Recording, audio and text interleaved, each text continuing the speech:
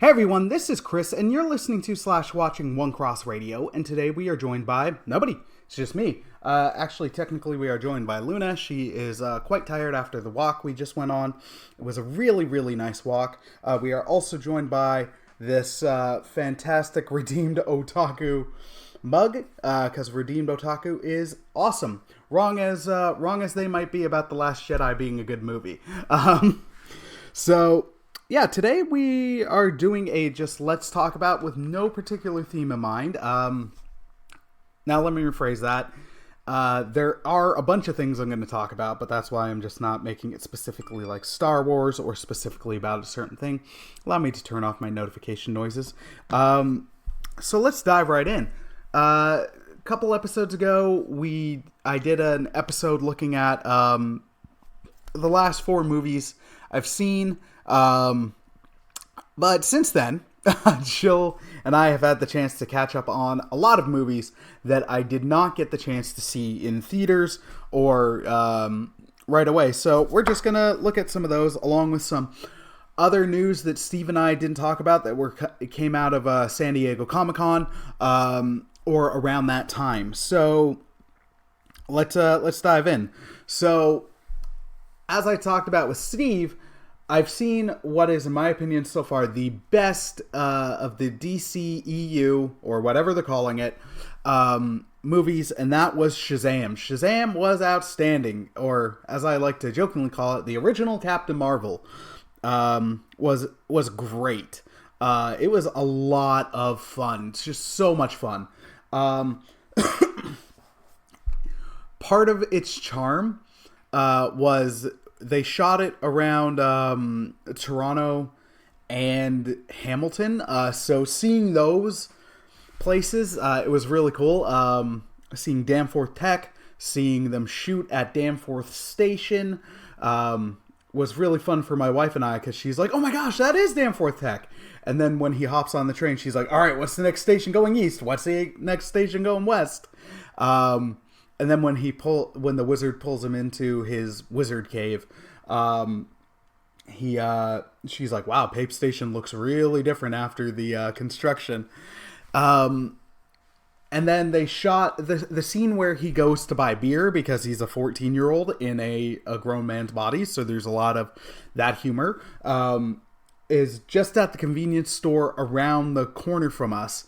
Kid you not, it's a 3-minute walk. And I actually remember the night they filmed, because I got off the bus coming home from work.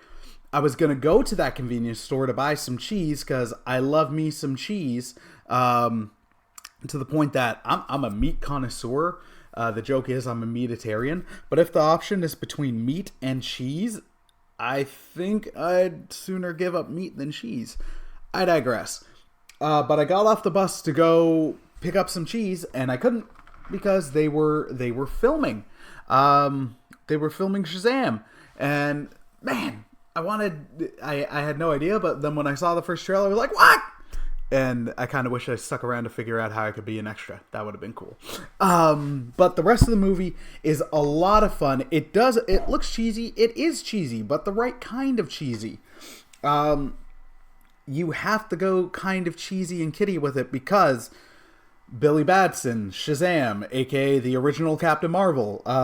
It's all the story about in the original comics, he was younger. I think it was like 8 to 12 or something.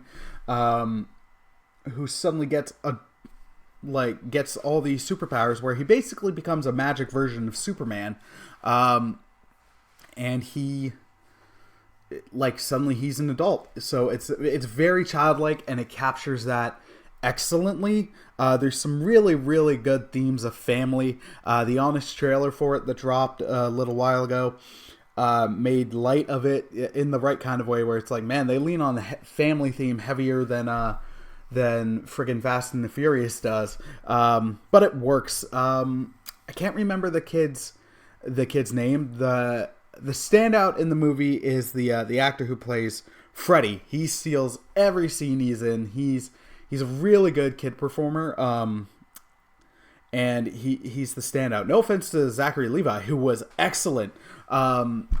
Really, you could believe it. Didn't seem like he was pretending to be a kid. his performance was very organic, and it worked. You could believe that Zachary Levi is a child in a man's body. I don't want to say man-child.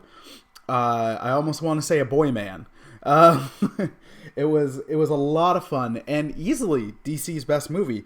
Not knocking Wonder Woman, because the first 2/3 of that are excellent, but Wonder Woman's faults are the third act, where it descends into what was then standard DC fare, where it's like, all right, it's at night, here's a bunch of CGI, and a huge CGI battle with wide destruction, blah, blah, blah, blah, blah. Wonder Woman did have some good personal stuff in there, like the death of Steve Trevor, but it was still, it was a noticeable step down from the previous two acts.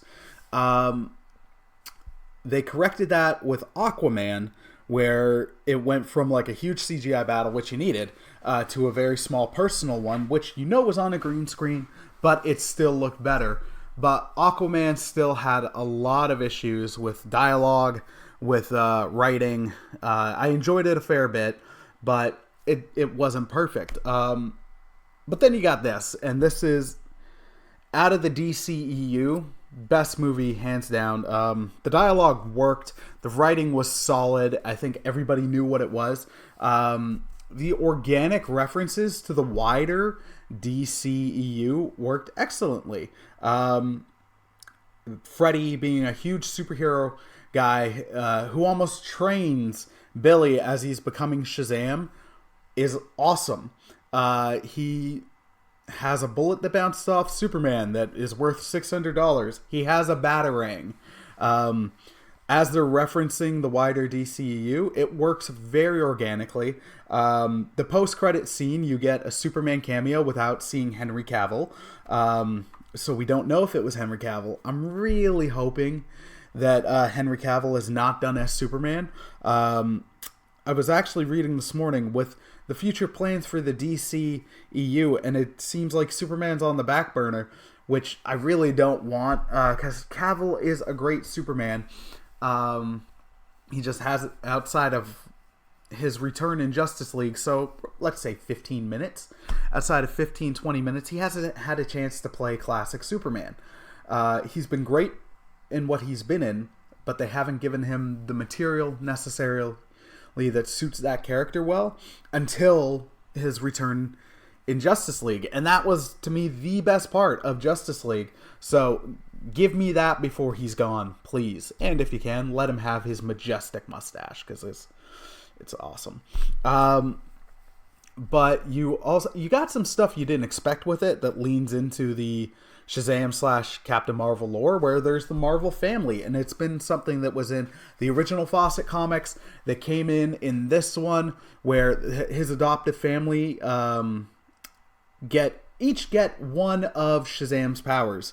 I'm not going to break down what the friggin' acronym in Shazam means, but it's Strength of Hercules or something like that. Wisdom of Solomon, Hercules, and blah blah blah blah blah. Most of the time I'd reiterate it. I don't want to look it up. I'm tired right now. As you can, listener, you can't, but as the viewer can see, my hair's a mess. My beard's a mess. I just got back from a walk. Did not sleep well, but I wanted to do this episode. Sorry, I'm just going to adjust the shot. And viewer, I apologize. I don't know why today's it's a little blurrier than usual. Anyways, sorry. Each of the family members gets a power of his, and Freddy gets flight. And when they too get more adult forms, which is interesting because Mary, his eldest foster sibling, she's going off to college, so she's aged like. It's a different actress, but it's like she's aged like 10 years. Or not even, maybe not even that.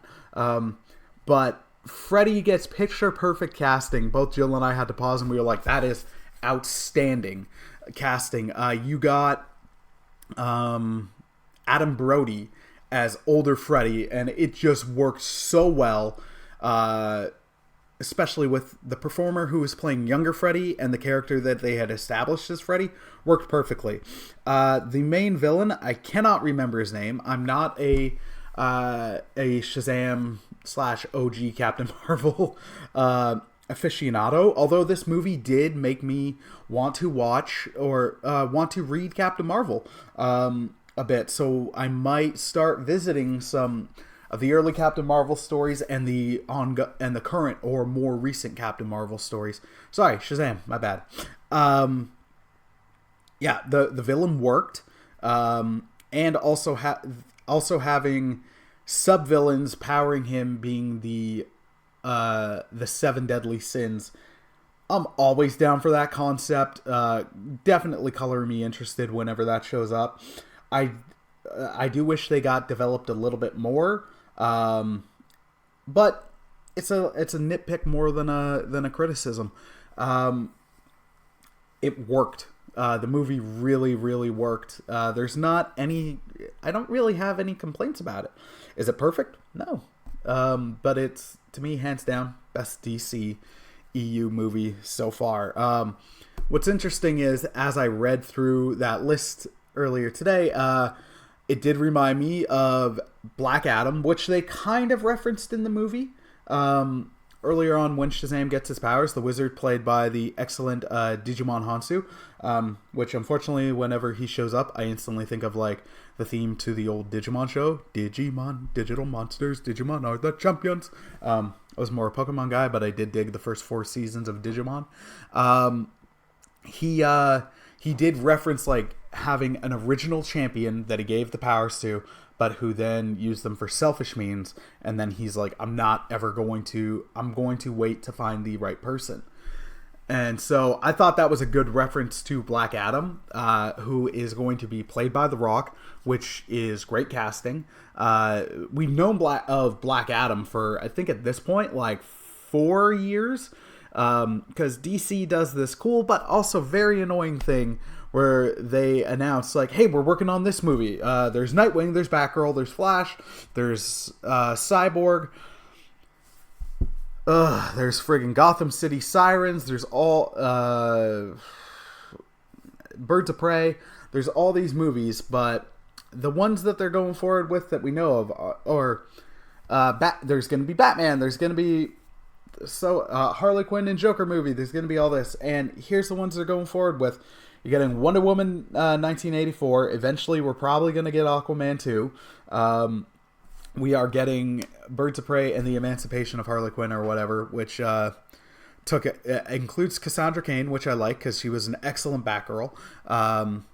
But they're taking out Oracle, which is dumb. It's DC announces all these movies and it gets you hyped, but then there's like no follow-up. I mean, we are going to get The Batman, and it's apparently going to be part of a trilogy. We are getting Suicide Squad 2, called The Suicide Squad. But there's no real... Or also, we're going to eventually apparently get Man of Steel 2, but again, no real follow-up of Man of Steel 2. No real follow-up on Flash. No real follow-up on Cyborg. Since they've announced it, there's no news on Nightwing.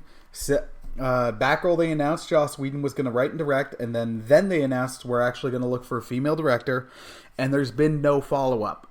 So that's the thing. I'd almost rather announce it when it's actually happening, like when you've gotten some ledgeway. I think I'm not using an actual term, but that's what we're going with. Or when there's some traction, when it's actually going forward, so you're not just being like, hey, we're doing all this, and then there's no news, no development, and it goes to development hell, and then everybody's just like, what's the haps? Sorry, that's my rant on DC, but if you haven't seen it, definitely check out Shazam. It is a lot of fun. Like I said, there is humor based on a 14-year-old boy, teenage 14-year-old boy suddenly have the body of a man. So there is that kind of adolescent humor, but it's not overabundant. And they don't they'll show him sneaking into, like, not even sneaking into, but like buying beer, going into a strip club, but they never show the inside of it. And then at one point, when he's trying to escape the bad guy, how he gets out of this is he imagines something, and then he needs to imagine like getting back on the train. So him and his family are in the cave. The original sins and the bad guy are chasing after him. So they're just like, you need to imagine a place, and then he imagines a strip club, and then Mary rightfully chastises him for it, and then they get out of there. It's a PG-13, but it doesn't lean into everything that PG-13 gives you, which I appreciated. I was very surprised by the movie, and I regretted not seeing it in theaters. I will definitely plan on seeing the second one when it comes. So the next movie I wanted to talk about was Detective Pikachu, which was very, very different than I thought it would be. I enjoy me some Ryan Reynolds. I thought it would be distracting, but it worked. It was not Ryan Reynolds informing the character. The voice suited the character very much so. They went into different territories than I thought they would. Mewtwo being in it was cool, but then the main bad guy's idea was, I need to extend my life, and then I love Pokemon, so I'm going to put my consciousness in a Pokemon. And he went with Mewtwo. And the kid, Justice Smith, he's trying to find his dad, or solve a murder with Detective Pikachu, this talking Pikachu. I'm spoiling, but the movie's been out for a while, and all these movies have been out for a while. And the next one I'm going to talk about, it's a remake of a movie that's been out since 1994. I'm not spoiling anything, because you've seen the movie. Detective Pikachu was really, really well made. It went in a couple different directions than I thought it would, so I appreciated that. Apparently, there's a plan to do more Pokemon movies after this, but at the end of the movie, you find out Mewtwo, after the kid's dad died, or almost died, the body was dying, so then Mewtwo moved the consciousness of the dad into his Pokemon partner, Pikachu. His dad was a detective. So then Mewtwo kept the body, so then Pikachu went and found the son, so then they don't really explain why the son was necessary, but then that way he could put the dad back in the body. So at the end of the movie, Pikachu is just Pikachu, and the dad, Ryan Reynolds, is there. So I don't think we're going to get like Detective Pokemon 2 or Detective Pikachu 2, because if we do, it's going to be interesting to explain how they put the dad back in Pikachu. The Pokemon all looked excellent. It was a lot of fun for me. Pokemon is something I'm slowly revisiting that I haven't been as invested in since I've been a child. Outside of the excellent anime miniseries they did a number of years ago, Pokemon Origins. But I've revisited through work Pokemon the first movie, Pokemon the movie 2000, which are both very cheesy but have a great nostalgia to them. But I did check out the Pokemon I Choose You movie that was almost a remake of the first couple episodes of the anime show, but different and better. It was really, really well made. The point where you got Pikachu talking in a dream was really weird, but it was still good. It was well made. And then Pokemon, the other Japanese movie, The Power of Us, was really, really good as well. They are working on a third one, which is a borderline remake of Mewtwo Strikes Back, which was the first Pokemon movie. So that'll be interesting. Movies that involve like the original 150 or 252, because I played up to Pokemon Silver and Gold, and then I just never got another Game Boy. And I didn't download the proper emulators to play beyond that. I really, really enjoyed those games, and the cards and everything. So Detective Pikachu was really cool. To see CG Pokemon, and they looked great. Jill was finding it funny because I'd be like, Bulbasaur, Squirtle, oh, it's Charmander, just getting so excited, like the inner kid in me just coming out. So that was a lot of fun. Even if you're not a huge Pokemon fan, check it out. The more of a Pokemon fan you are, I think the more you'll appreciate it, because what they did well was really subtle references. You got, I think, the battle music from the game. When there's a video of a news agency interview, the background music is the music from the theme song from the show. And then at one point after Pikachu splits off from Justice Smith, I can't remember the character's name. He is tearfully singing the theme song from the show. Jill still appreciated the movie, but she's like, yeah, I did not get the references, but they weren't beating you over the head with it. So it was, again, something that worked, where the more of a fan you are, the more you got it. And if you didn't, you might just be like, oh, okay, it's background music, or, oh, this is kind of funny.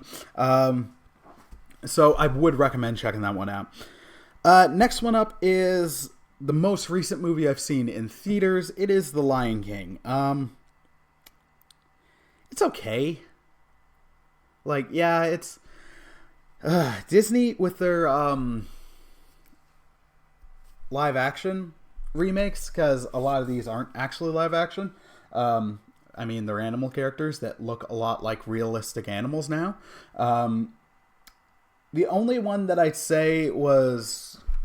The only stellar one was Jungle Book. Now, to be fair, I didn't see Dumbo, because I don't really care for Dumbo. It looks like a very Tim Burton movie, though. Jungle Book was great. Aladdin was much better than I expected. Beauty and the Beast was still worse than this one. And Lion King and Beauty and the Beast are both eh. The thing is, both of them are so too much like the original, and it works to its detriment. With Lion King, the earlier in the movie we were, the more I enjoyed it. When we got to the final act, that's where I was just like, man, I could just be at home watching a much better version of this movie. They don't add a lot. They do add some stuff. They add a subplot where Scar tried to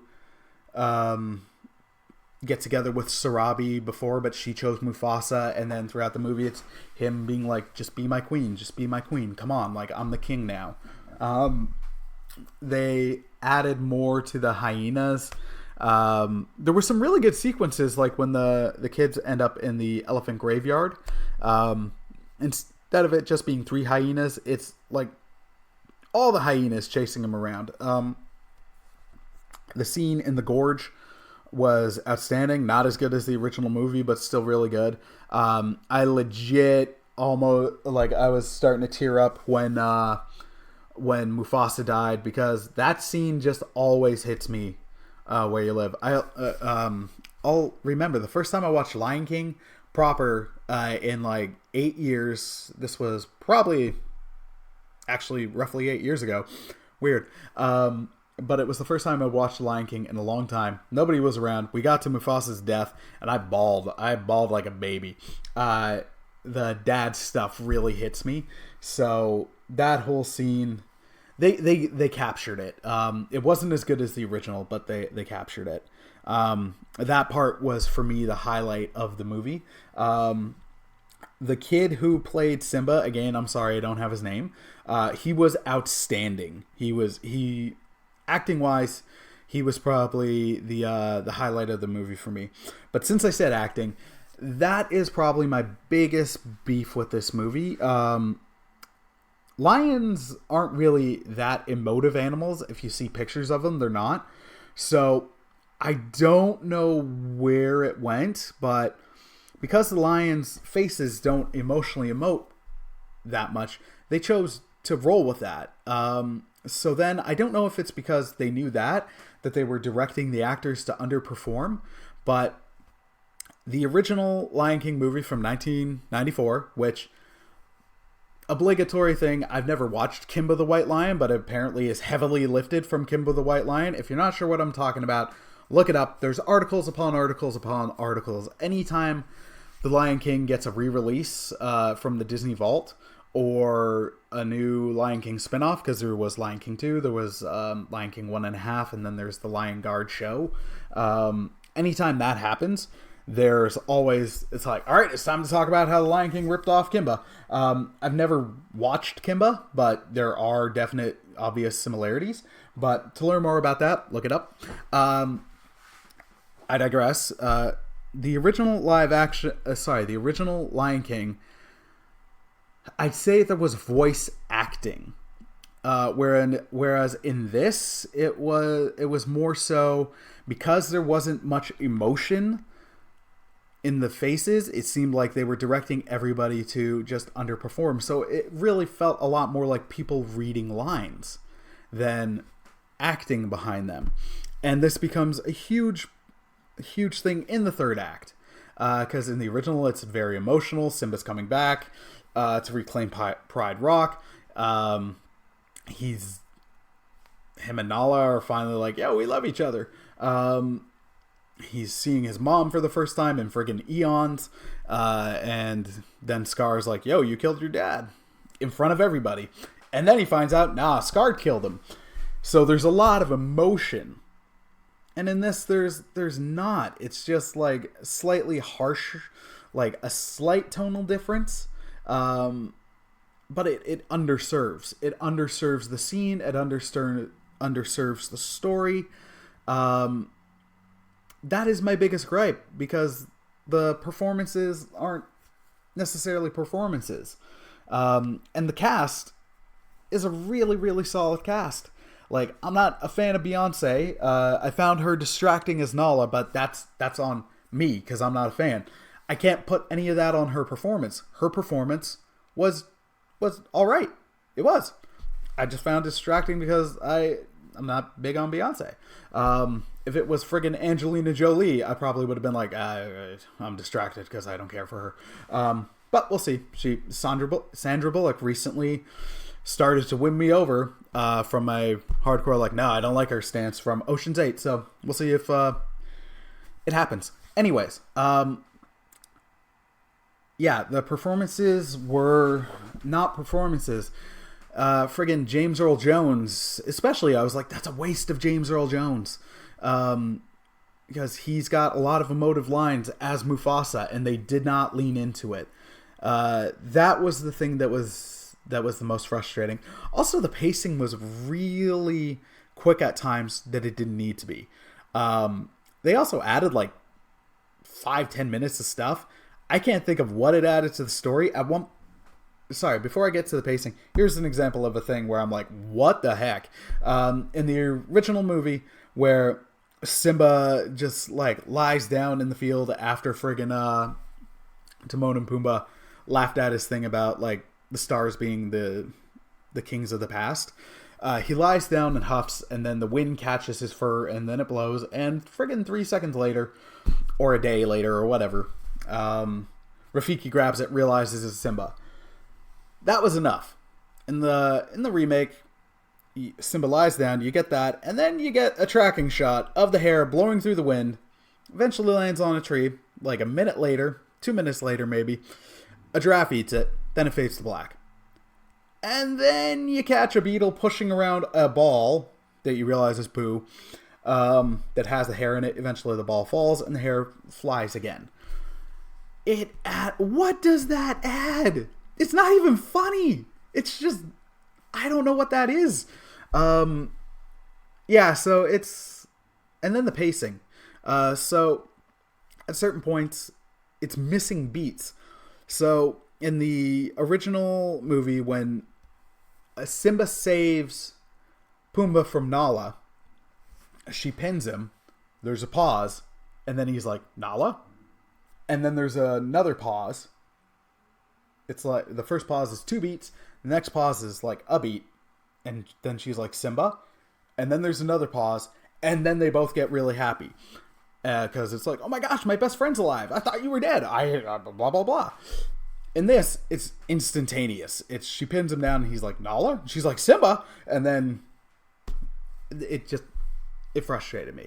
So it's all right. Like, it's very technically well done, but I found it quite disappointing. I really enjoy the original.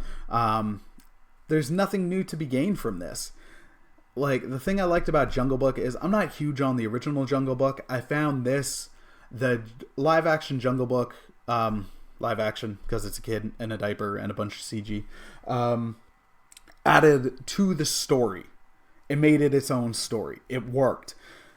Aladdin added enough things to make it its own, where it's like, yes, it's reverent to the original. It's doing stuff exactly from the original, but it's also making enough changes outside of the crappy changes with Jafar where it was its own thing. But Beauty and the Beast and Lion King in particular don't do that. They're doing so much that's slavishly devoted to the original, where I'd just be like, just re-release the original, because I'll watch it and people will watch that in droves. It doesn't matter that we have it on DVD. It's on the big screen again. We'll go. Yeah, so that was The Lion King. The next movie that I watched that I really want to plug, and I realize I'm circling, so I'll try to tone it down a little bit, is Batman versus TMNT. Where DC kills it is their animated movies, and this one was excellent. It was mostly based on the first of now several crossovers with Batman and Teenage Mutant Ninja Turtles. It was so much fun. It was quite probably the best crossover I've ever seen. It was the first act and third act in particular are outstanding. The second act is where it loses itself a bit, but the Turtles work with Batman excellently. Shredder works outstanding with Batman. When I first read the original comic, I was like, oh my gosh, you never even thought of that, but that works so well. Both are amazing fighters. Both are highly intelligent. It makes sense that they would cross paths. So that was a huge fight in this movie. And the first round goes to Shredder. The second round goes to Batman. But it's incredibly tight fights. The humor works so well. It's one of the best Ninja Turtles media I've ever seen. It is excellent. It is so good. So I highly, highly recommend you check that out. So the other things I wanted to kind of quickly talk about were some news that came out around the week before or the weekend of Comicon, not necessarily from Comicon, but excellent news for Godzilla fans and MonsterVerse fans. Toho has said they are thrilled with what Godzilla's been doing in the States. A lot of people were, myself included, were like, man, Godzilla vs. Kong next year might be the end of Godzilla in American movies, which, if it was still 1998, I'd be thrilled about. But Godzilla 2014 was great. Godzilla King of the Monsters was outstanding. Kong Skull Island was awesome. I've got no reason to doubt that Godzilla vs. Kong will be excellent. But Toho, outside of Shin Godzilla, sorry, they haven't done a live action one. And they've said we want to do a Godzilla shared universe, which is something they've already kind of done. The original Shawire, because Rodan had his own movie, Mothra had her own movie, and then both were incorporated into the Godzilla Shawa franchise. And then in the Heisei period in the 90s, Mothra got her own trilogy, which I haven't seen yet, and I've heard both good and bad things. But it's on my to-watch list, and Ghidorah showed up in it. They want to do a proper shared universe where I'm like, I'm down, cool. Yeah, why not? But they also said they are so thrilled with what's going on that it does not mean the American MonsterVerse will end. So you will get a concurrent shared universe of Toho Japanese Godzilla films along with American MonsterVerse films. great time to be a Godzilla fan. Very excited by that news. Other news that came out is that the Power Rangers films are about to get rebooted again. The guy who played, I think it's Draco. No, it's not. I was about to call him a Harry Potter character. But the guy who played the Red Ranger, who was also on Stranger Things, he announced through a Reddit, Ask Me Anything, that there is a new Power Rangers movie coming, just not involving this cast. The cast of the movie he was in, which I'm kind of fine with. I liked the cast. I wasn't a huge fan of the movie. There were some really good elements to it, but it also, to me, did not embrace enough of the lore, enough of the cheesiness. I've said before, did not like the suit designs, hated the Zord designs because friggin' Mastodon had 6 legs. Goldar wasn't Goldar, and it was kind of lame. The Megazord looked terrible. There was a lot of stuff I didn't like coming out of that movie. So right now, on the show-wise, like, the Hasbro era has been really good. Beast Morphers, I'm like 4 or 5 episodes behind, but it's been a lot of fun. Very well shot. Like, it's still a kid's show, but it's like RPM is like, man, if they did a Power Ranger show aimed at adults, not saying like adult themes like Game of Thrones kind of thing, but just more aimed at a grown-up audience, it would work excellently. More so than any other Power Rangers seasons. I think Time Force, Time Force, RPM, and Beast Morpher show that Power Rangers could work for grown-ups, because that's a huge audience. They've got a Lightning collection of action figures and stuff coming out, which are selling like hotcakes. A huge part of the Power Ranger fandom are people around my age who grew up with this. So I'd love to see a bone tossed in outside of the comics to people my age, but also let's be honest, a huge chunk of the audience is kids. So I understand that might not happen, but the idea of a reboot, I think, is really good. They could go clean from the Mighty Morphin era, even though it's the era people know. It could be like, you know what? We're going to go to a different era, and we can reference the stuff before. They haven't announced if it's going to be a sequel, which they could do and be like, hey, this happened, but we're further removed from it.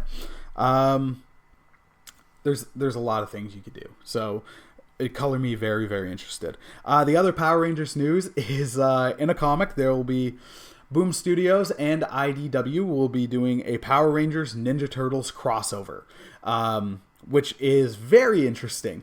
The show In Space featured a crossover with the other Saban show at the time, Teenage Mutant Ninja Turtles Next Mutation. Was not a fan. This actually got talked about on the Pull List podcast recently, which again you should go check out. Because in the Ninja Turtles comics, they're like, we are going to have the first official in continuity female Ninja Turtle. Sorry, give me a sec. My throat hurts. Again, friendly reminder, Redeemed Otaku. Awesome.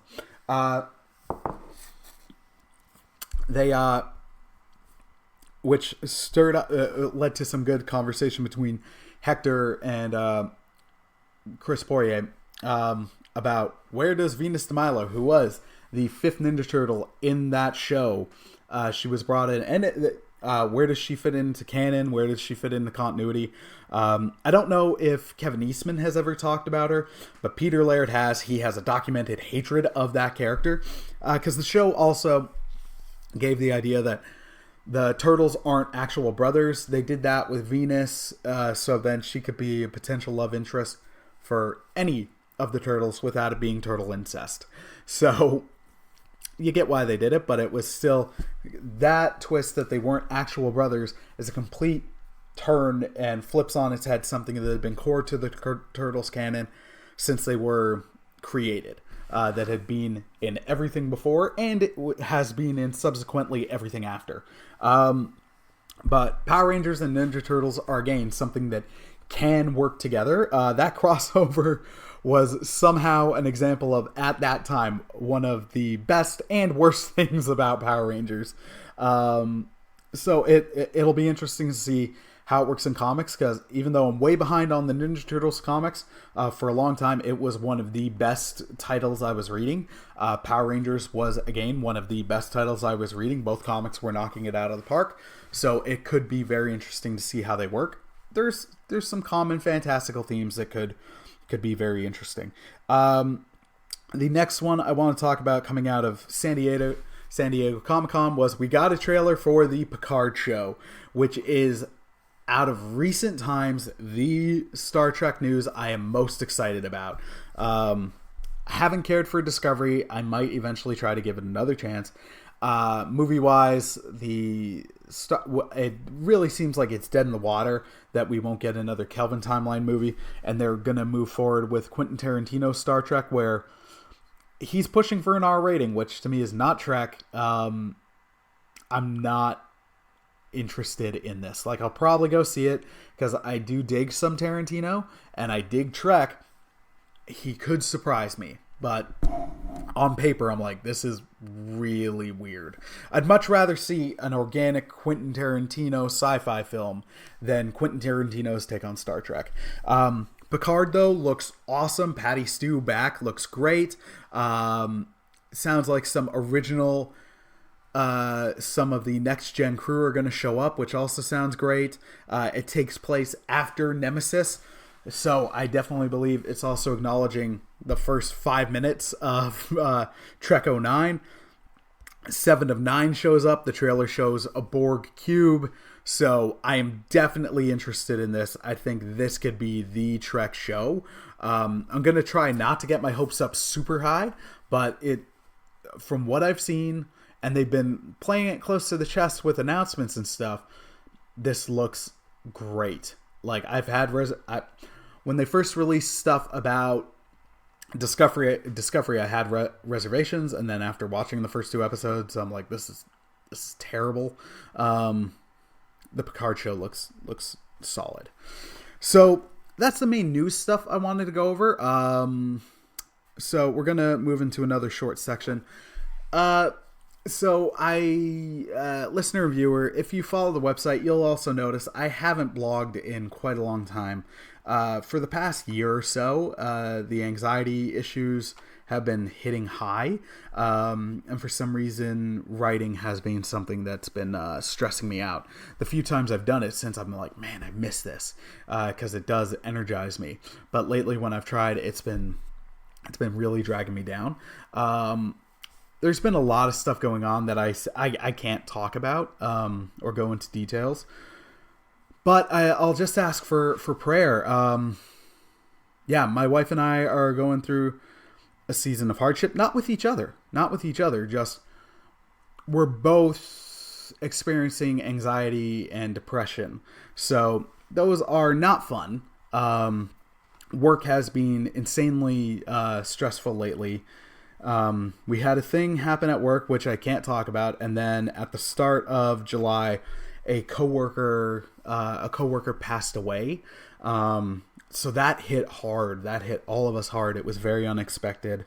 And then the past couple weeks, it's just been breaking the news to youth. Doing the phone calls to volunteers and people around is incredibly difficult. It's been super draining. So it's been like almost nonstop trauma around at work, and just reliving trauma at home, because anxiety and mild depression bring that up. So it's just been very, very draining. So please, if you can, keep me and my family and my extended family in your prayers. As I said, Jill and I are great. I'm so thankful for her. God uses her so much, and brings me so much joy. And we have a lot of fun together. It's nothing about us. It's just life in general right now it's a season of roughness. So please keep us in your prayers. Keep my work in your prayers, and all the coworkers, just because we've had a rough go lately. It's been a very rough go there. And please keep a lot of friends and family in your prayers. Of course, as always, please pray for Hector Mirai, Chris Poirier, Matt and Jen from Cardboard Koinonia, Becky from Redeemed Otaku, and her husband. I'm really sorry I'm forgetting his name. All these people who do ministry and are in the public eye and all that. It's fun, but it can be draining. So please keep us all in your prayers. And yeah, to wrap this up, what can I pray? What can I pray for you about? Don't feel like you have to put this in a comment. If you follow us on Instagram or on Facebook, send me a direct message. And know that I'll be praying for you. And I appreciate those who pray for us. Please keep One Cross Radio and the website in your prayers. I'm not going to stop doing it anytime soon. I'm loving it. I'm actually really probably planning on, until I gain more work hours, doing the podcast schedule back to where it was at, to once a week instead of once bi-weekly. So by the time you hear this, that's probably happening. But yeah, please keep me in your prayers. Keep us in your prayers. The website, as a friend commonly points out, the ministry. Yeah, please keep us in your prayers and send me a message. Let me know what I can pray about for you. Dear listener and viewer, thank you so much. And if you don't know God, I pray that you do know God, because God is a really excellent and good and life-giving God. That does not mean there's the momentary happiness. God's plans are always better than my plans, and seasons happen. But God is good. And I have no doubt that he loves me. He loves his children. I don't always understand what he's doing or why. What's happening is in his plan, but God is a good God. There is evidence in my life for it. There is evidence in the life of the everyday believer. Yeah, God is good. So hit me up. Let me know. What did you think of this movie news? In the comments, feel free to talk about that. Like, what's your favorite movie news? What did you think of Shazam! Detective Pikachu, the live action Lion King, live action, and Batman vs. TMNT? Are you excited about the Godzilla shared universe, the Power Rangers reboot, the crossover with Ninja Turtles, and the upcoming Picard show? And then, if you have any prayer requests, feel free to DM. I'm not trying to be like, oh, look at me and how prayerful I am. I legit want to pray for you. And it's not a show. It's not a show. It's just, if there's something you need prayer for, please don't hesitate. Drop me a direct message. We'll keep it private, because it's not anybody's business. And I'm happy to pray for you. And all that being said, I hope you enjoyed today's episode. Thank you for your support of One Cross Radio and the website. Thank you for your support of me. Feel free to hit up our Redbubble and our Coffee page. I'm toying with the idea of a Patreon, so also let me know in the comments if that's something you'd be down for. But hit up the Redbubble site for some sweet swag and all that. And from the bottom of my heart, thank you so much for your support of One Cross Radio. Love you guys. Hope you have a wonderful day, and God bless, my friends. Take care. Peace.